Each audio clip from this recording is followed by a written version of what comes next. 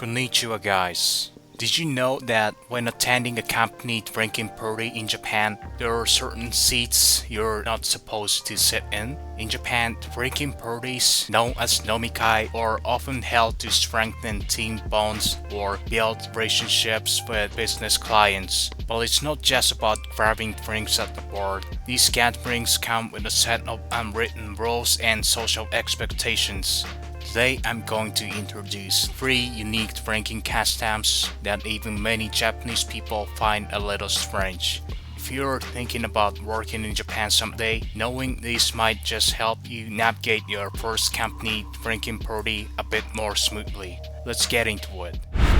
First up is what's known as the Toriai's beer culture. At many Japanese drinking parties, when it's time to order your first drink, almost everyone says Toriai's beer. The phrase Toriai's loosely means for now or for the time being. In fact, it's so expected that the person taking drink orders might say, "Is there anyone not having beer?" as if ordering something else would be out of place. So even if someone doesn't like beer, many people go along with the group just to avoid standing out. This mindset comes from what we'd call peer pressure.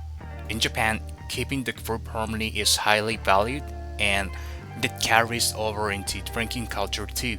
Of course, having a beer just to be polite isn't necessarily a bad thing, but when you're expected to set aside your preferences just to maintain the mood, it starts to feel a little forced. There is also a historical reason behind this custom. Back in the 1950s and 60s, during Japan's economic boom, beer became more common more than traditional hot sake, partly because it could be served instantly, perfect for a quick group toast. This became so widespread that Japanese comedian Bunshi Katsura even joked in a rakugo performance, "The most consumed drink in Japan is Toriai's beer." In that sense, this custom is a blend of social pressure and historical habit, a very Japanese combination.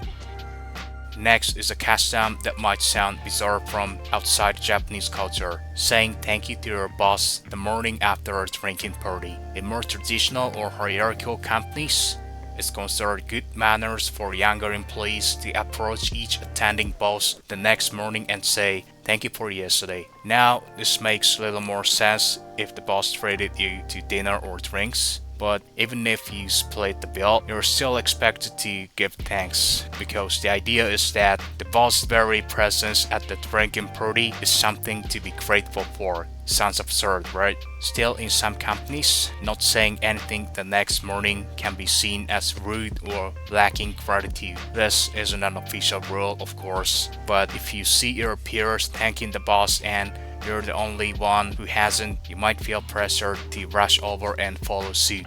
So, if you ever work in Japan, just saying thank you for yesterday to your boss the next morning will earn you some serious points for knowing how it works.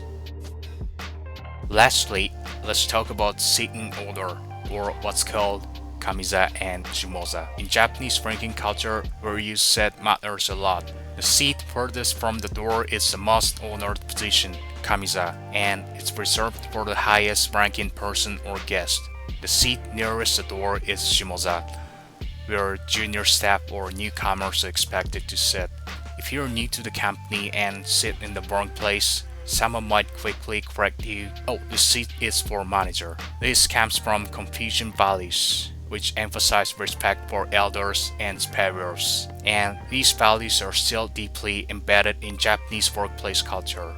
That said, there's also a practical side to it. By sitting near the door, junior staff can more easily take drink orders and interact with servers. So it's not just about status, it also reflects role-based expectations. Still, the fact that even at supposedly relaxed social gathering, you have to worry about where to sit, well, that kind makes it hard to relax, doesn't it?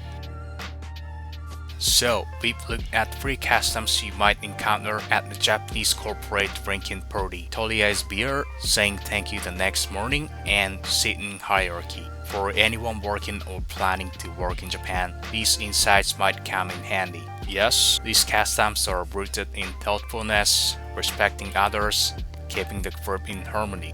But at the same time, these kinds of unspoken pressures and excessive consideration may be part of what's holding Japan back after more than 30 years of economic stagnation. On this channel, I share my perspective as an ordinary Japanese person, shedding light on everyday culture and offering honest reflections on Japanese society.